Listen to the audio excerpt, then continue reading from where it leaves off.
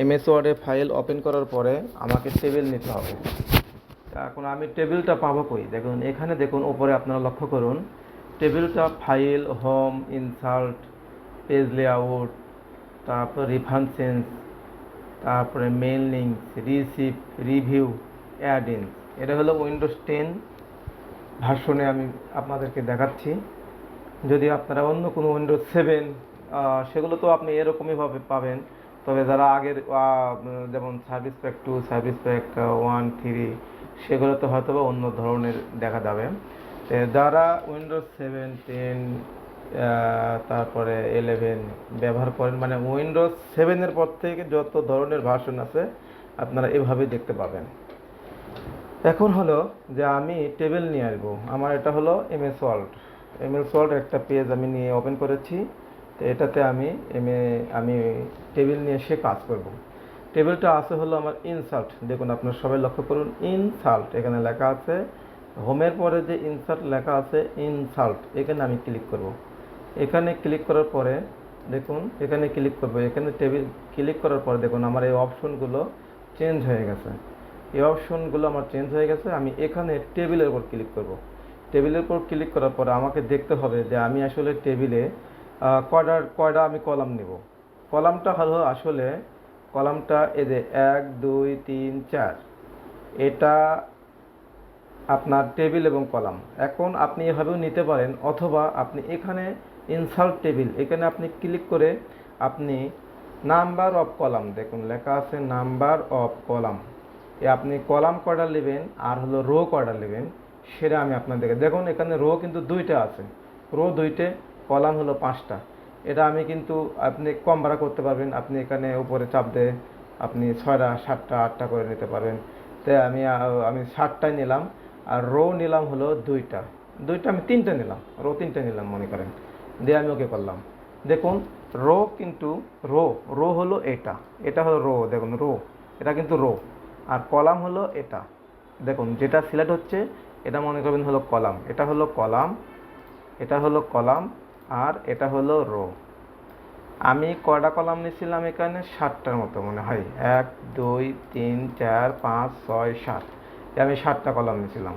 আর rho নিয়েছিলাম আমি হলো 3টা। এখন দেখুন এই রোটা আমি একটু বাড়াবো।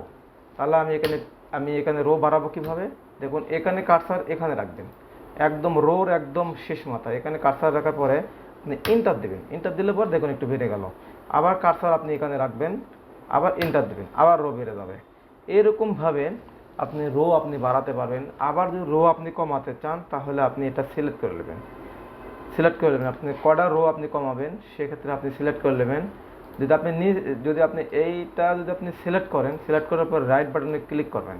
ক্লিক করার পরে ডিলেটে চাপ দেবেন। চাপ দেওয়ার পরে এই যে আপনার হলো ডিলেট এন্টার রো, দেখুন এই এন্টার রো ওকে দিলে পরে একটা আমার কমে গেল কলাম। আমি সেক্ষেত্রে একটা কমাবো।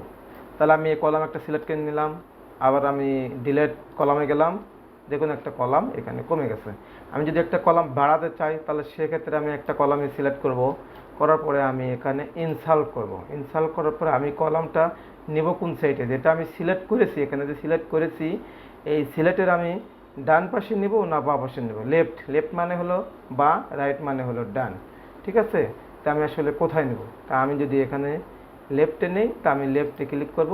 দেখুন একটা রো, এখানে একটা কলাম বেড়ে গেছে, এটা কলাম কিন্তু এখানে বেড়ে গেছে। এভাবে আপনারা রো এবং কলাম আপনারা বেড়ে নিতে পারেন। অথবা আপনারা দেখবেন যে অনেক সময় 2টে মানে সব ঠিক আছে কিন্তু এই কলামের মাঝখানে মানে একটা 2টে কলাম মিলে একটা কলাম হয়ে আছে। যেমন ধরেন আমি আপনাদেরকে দেখে দিই। যেমন ধরেন যে এটা আমি নিলাম, এখানে আপনি শিপ ধরবেন, কন্ট্রোলে যে শিফট আছে না, শিপ ধরার পরে দেখুন কার্সারটা কীরকম হয়ে গেল। দেখেন আবার দেখুন আমি শিপ ছেড়ে দিয়েছি, আবার আমি শিপ ধরলাম, দেখুন আমি এখানে ক্লিক করলাম, এখানে দেখুন আমার 2টে কলাম মিলে একটা কলাম হয়ে গেল। আবার আমার কাছে মনে হচ্ছে যে আমার একটা জায়গায় আমার দুইটে রো মিলে একটা রো করতে হবে, তাহলে আমি আবার শিপ ধরবো, শিপ ধরে এখানে ক্লিক করব। তাহলে আমার কি হবে? দেখুন 2টা রো মিলে একটা রো হয়ে গেছে, আমি ঘরে কাজ করতে পারবো। এরকমভাবে আমি যত রকম করে করতে পারি। আবার দেখুন এই যে আমি যে কলামটা নিয়ে নিচ্ছি, এই কলামটা দিয়ে আমি কিন্তু আবার দাগ দিতে পারবো। এখানে আবার আমি দাগ দিতে পারবো। এখানে আপনি রাখবেন, এখানে আপনি রাখবেন, শুধু ক্লিক করবেন, এই ক্লিক এদিকে করবেন, আপনি আবার দাগ হয়ে গেল। আবার কলম দিয়ে আবার আপনি দাগ দেবেন, আবার দাগ হয়ে গেল। এভাবে আপনি কলাম মানে করতে পারবেন। যদি আপনারা যদি আমার ভিডিওটা যদি ভালোভাবে দেখেন আর যদি মনোযোগ সহকারে দেখেন, আমি যেভাবে দেখাইছি অবশ্যই আপনারা ভালোভাবে বুঝতে পারবেন। কলমকে আমি রাবারে পরিণত করব কন্ট্রোলে। আমি আমি কিবোর্ডের শিফট ধরে আমি এটা দেখুন রাবার হয়ে গেছে। এখন আমি যদি ক্লিক করি এটা কমে যাবে। এখন যদি আমি আবার দাগ দিতে চাই তাহলে এখানে কলম দিয়ে শুধু দাগ দিতে হবে, এখানে তাহলে দাগ হয়ে যাবে। শুধু এখানে ধরে এই ঘরে এখানে ক্লিক করে এখানে ধরে আপনার দাগ দিতে হবে, এই দাগ হয়ে গেছে। এভাবেই আমরা মানে কাজ করতে পারবো, যে কোনো সমস্যার সমাধান করতে পারবো। টেবিলের কাজ আমরা একদম ইজিলিভাবে করতে পারবো। টেবিলের কাজের কোনো সমস্যা নেই, আমরা ভালোভাবে কাজ করতে পারবো। দর্শকবৃন্দ, যদি আমার ভিডিওটা ভালো লাগে তাহলে অবশ্যই আপনারা সাবস্ক্রাইব করবেন। আর আমার এটা যদি ফেসবুকে দেখে থাকেন তাহলে ফেসবুক থেকে আপনারা আমার চ্যানেলে চলে যাবেন, নূর আলম টেক অ্যান্ড মিডিয়াতে গেলে আমার এ ধরনের অনেক ভিডিও আপনারা পাবেন। যারা ফেসবুক থেকে দেখছেন তাহলে তারা যদি আমার ইউটিউব চ্যানেলে যেতে চান তাহলে আমার ইউটিউব চ্যানেলের নাম হলো নূর আলম টেক অ্যান্ড মিডিয়া। আমি এখানে লিখে দিচ্ছি নূর আলম টেক অ্যান্ড মিডিয়া।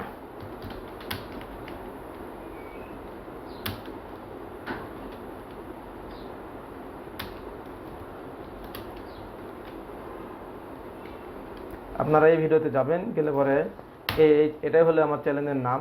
আমার ইউটিউব চ্যানেলের নাম হলো নূর আলম টেক অ্যান্ড মিডিয়া। এটাতে গেলে পরে আপনারা আমার সব ভিডিও পেয়ে যাবেন। যত রকম সমস্যা আপনাদের আছে সবগুলো ভিডিও আপনারা দেখতে পাবেন। আল্লাহ হাফেজ, সবাই ভালো থাকবেন।